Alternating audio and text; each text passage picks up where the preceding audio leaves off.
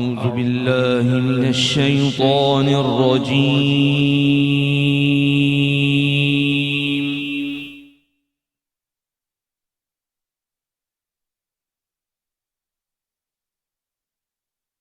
بسم الله الرحمن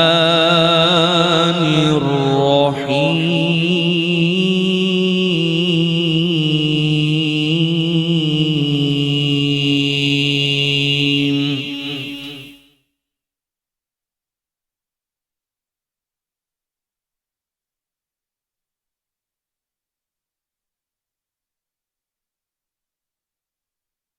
يا أيها الذين آمنوا كتب عليكم الصيام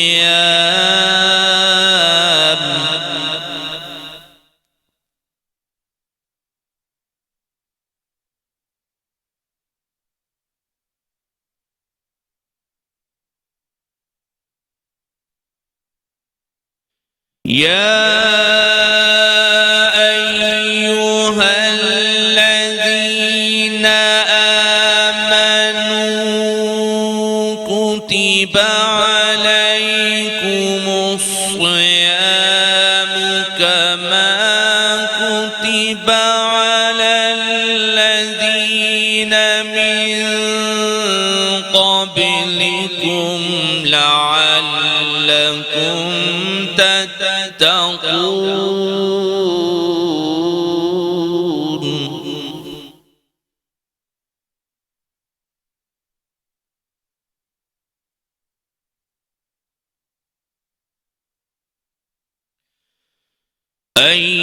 أياما معدودات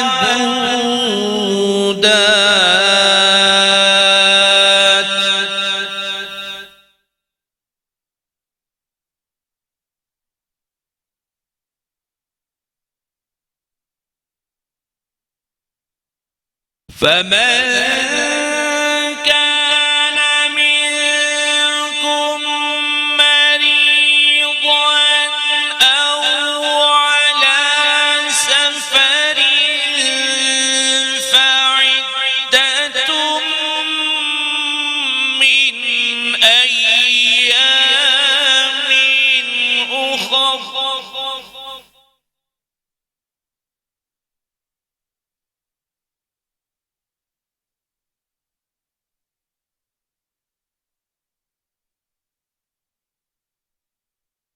وعلى الذين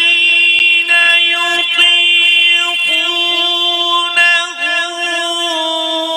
فدية طعام مسكين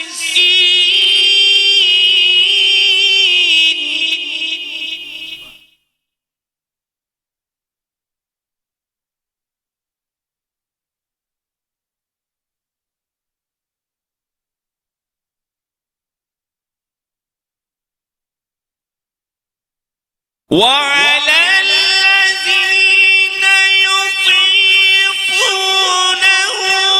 فدية طعام مسكين فمن تطوع خيرا فهو خير له.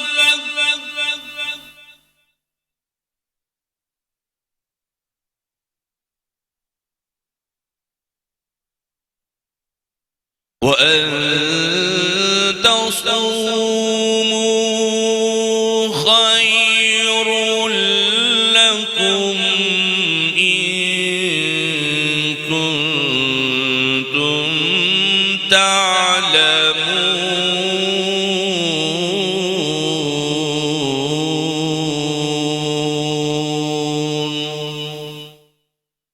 صدق الله العظيم.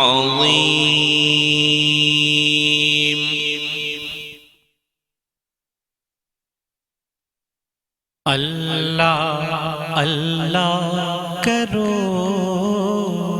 صدا اللہ اللہ اللہ کرو صدا اللہ اللہ اللہ کرو صدا اللہ ابتدا اللہ انتہا اللہ ابتدا اللہ انتہا اللہ میں نے دل سے جہاں کہا اللہ میں نے دل سے جہاں کہا اللہ خود بخود کام بن گیا اللہ خود بخود کام بن گیا اللہ اللہ اللہ کرو صدا اللہ ابتدا اللہ انتہا اللہ فکر عاجز حروف ہیں بے بس فکر عاجز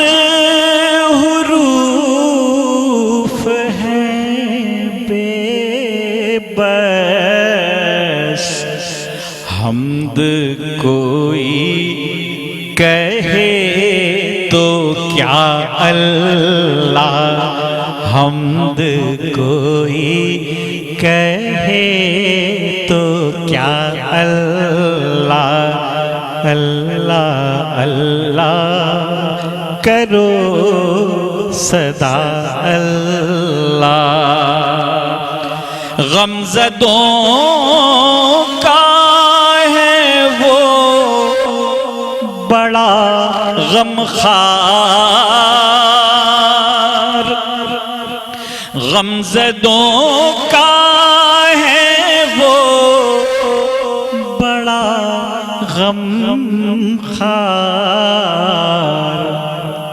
بے سہاروں کا آسرا اللہ بے سہاروں کا آسرا اللہ ہم تجھی سے مدد کے طالب ہیں ہم تجھی سے مدد کے طالب ہیں ہے دعا لب پہ برملا اللہ ہے دعا لب پہ برملا اللہ اللہ اللہ کرو صدا اللہ ابتدا اللہ انتہا اللہ اس کی وسعت کا ہو کسے ادراک اس کی وسعت کا ہو کسے ادراک ہر گماں سے ہے ماورا اللہ ہر گماں ماں سے ہے ماورا اللہ اللہ اللہ کرو صدا اللہ ابتدا اللہ انتہا اللہ اللہ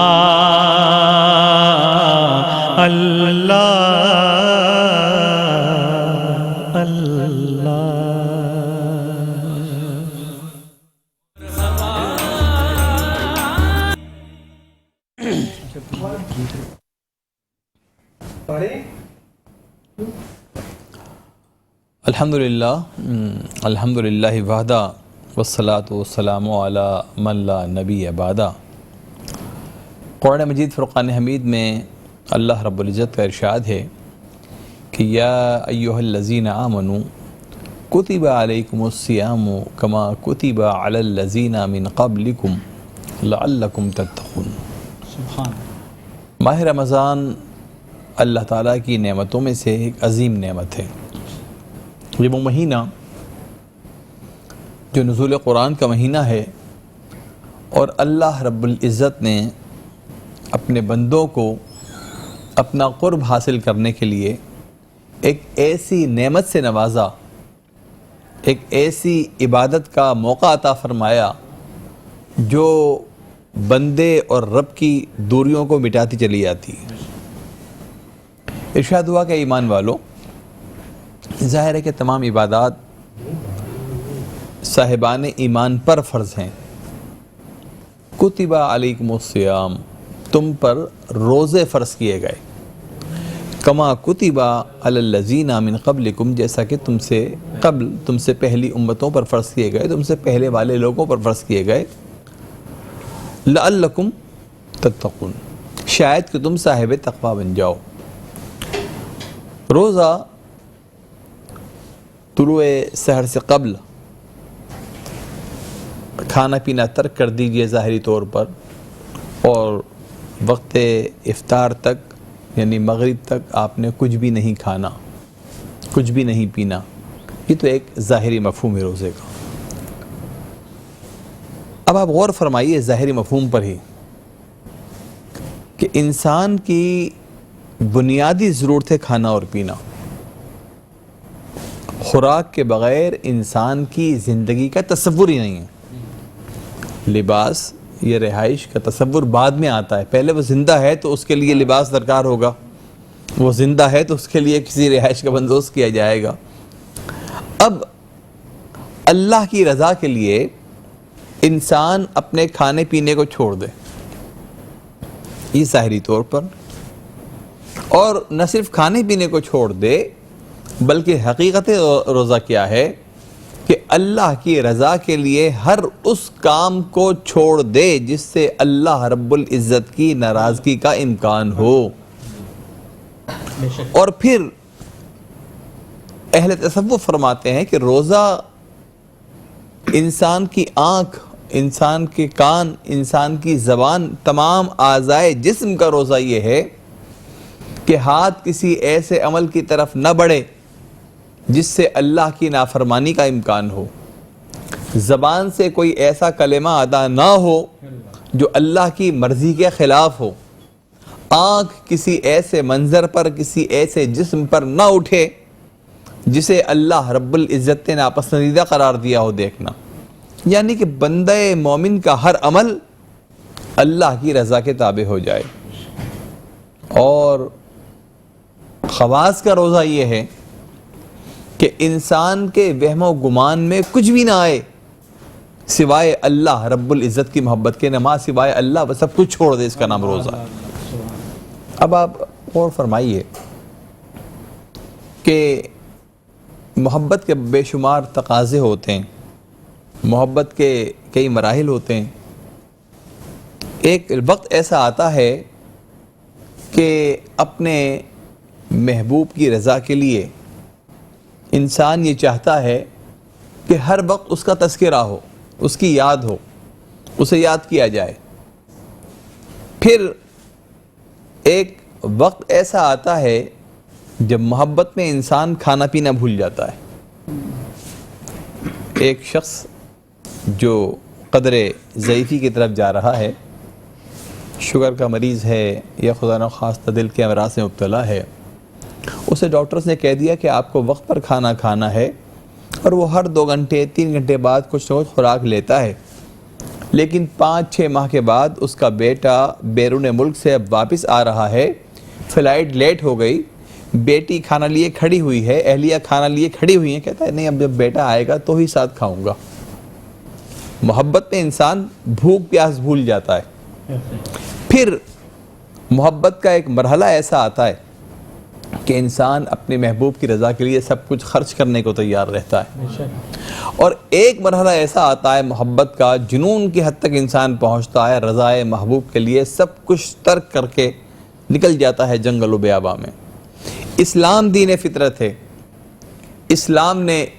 محبت کے ان تمام مراحل کی تکمیل کے لیے بندے کو یہ موقع عطا فرمایا کہ جب محبوب حقیقی اس خالق و مالک کی محبت میں آگے بڑھے تو اس کے تذکرے کے لیے 5 وقت حی علی الصلاح حی علی الفلاح کی آواز آئے تو رب کی بارگاہ میں حاضر ہو جائے۔ اور جب یہ محبت کا مرحلہ اس مقام پر آئے کہ انسان محبوب کی یاد میں کھانا اور پینا ترک کرنا چاہے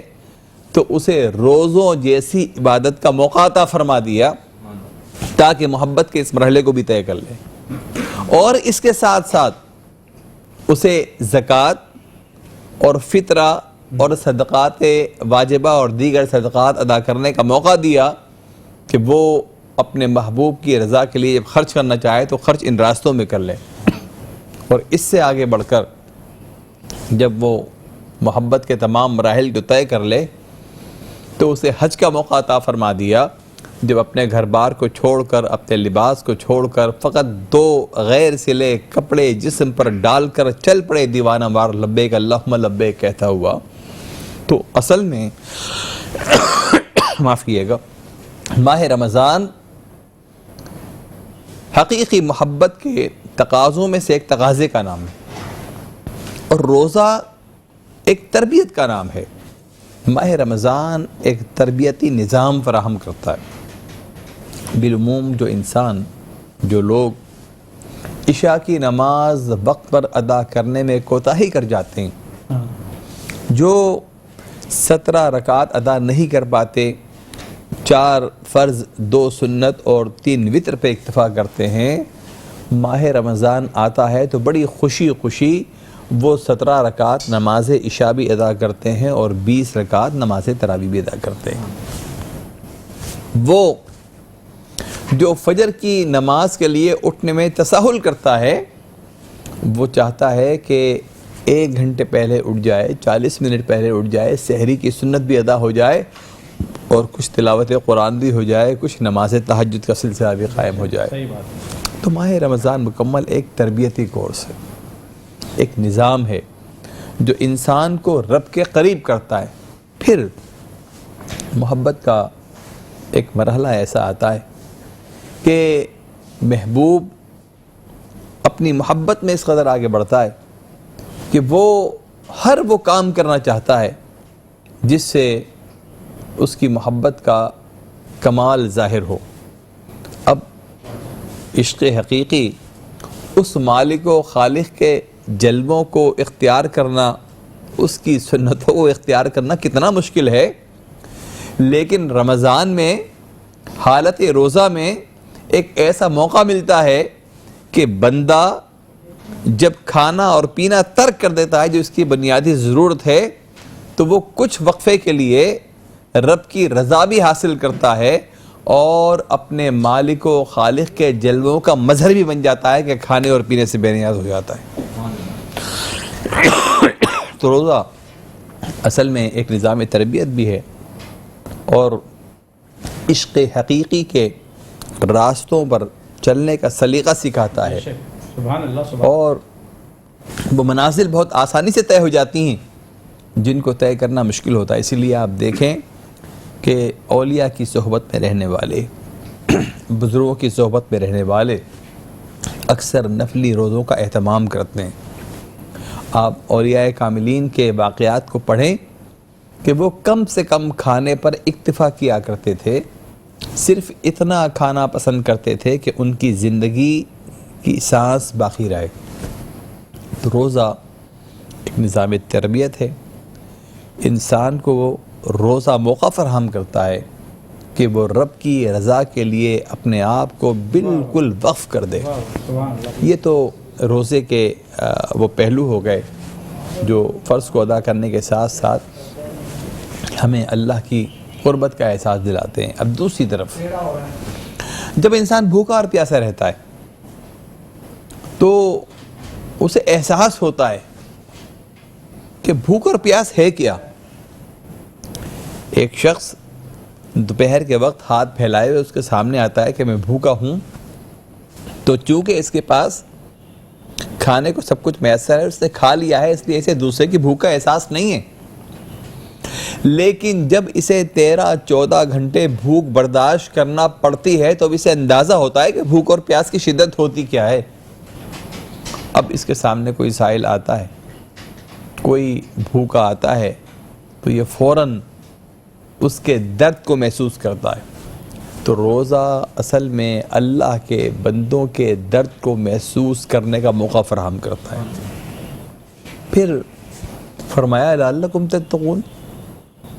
شاید کہ تم صاحب تقوی بن جاؤ۔ تقوی کیا ہے؟ یہ خوف خدا ہے۔ حضرت ابو ہریرہ رضی اللہ تعالی عنہ نے فرمایا کہ اگر ایک ایسی پگڈنڈی ہو، ایک ایسا راستہ ہو جو کشادہ نہ ہو اور اس کے دونوں طرف جھاڑیاں لگی ہوئی ہوں اور انسان کو وہاں سے گزرنا ہو تو وہ کیسے گزرے گا؟ کبھی اپنے دامن کو بچائے گا، کبھی اپنے آپ کو بچائے گا، سمٹ کر بڑی احتیاط سے چلے گا کہ اسے جھاڑیوں سے، خاردار کانٹوں سے نقصان نہ پہنچائے۔ فرمایا بس تقویٰ یہ ہے کہ دنیا میں بندہ مومن اس طرح گزر جائے کہ دنیا کی آلائشیں اسے نقصان نہ پہنچا سکیں، اور اسی کا نام تقویٰ ہے۔ اب روزہ تقویٰ کیسے پیدا کرتا ہے؟ دوپہر کا وقت ہے، پیاس کی شدت محسوس ہو رہی ہے، گھر کے فریج میں مشروبات بھی ہیں اور پانی بھی ہے،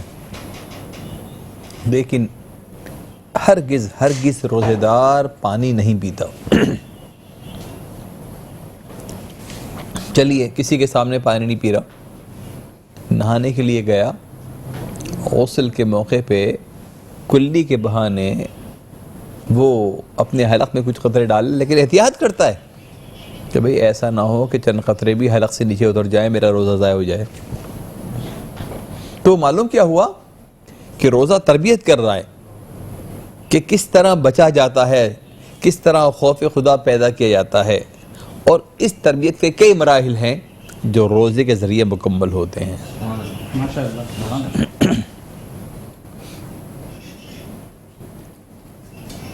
منزل حق کا راستہ دیکھا، منزل حق کا راستہ دیکھا، آپ کا جس نے نقش پا دیکھا، آپ کا جس نے نقش پا دیکھا، لب پہ بے ساختہ درود آیا، لب پہ بے ساختہ درود آیا،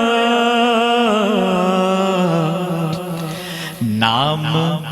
جب آپ کا لکھا دیکھا، نام جب آپ کا لکھا دیکھا، شرم بو جہل کو نہیں آئی، شرم بو جہل کو نہیں آئی، اس نے پتھر کو بولتا دیکھا، اس نے پتھر کو بولتا دیکھا، دشمن جان کو بھی امان دے دی، دشمن جان کو بھی امان دے دی، دوستو وصف مصطفیٰ دیکھا، دوستو وصف مصطفیٰ دیکھا، شعر دیکھیے، گفتگو روبرو خدا سے ہو، گفتگو روبرو خدا سے ہو، آپ کا کیا ہے مرتبہ دیکھا، آپ کا کیا ہے مرتبہ دیکھا، اور اس دیکھے کے بعد جس نے دیکھا وہ دیکھتا ہی رہا، جس نے دیکھا وہ دیکھتا ہی رہا،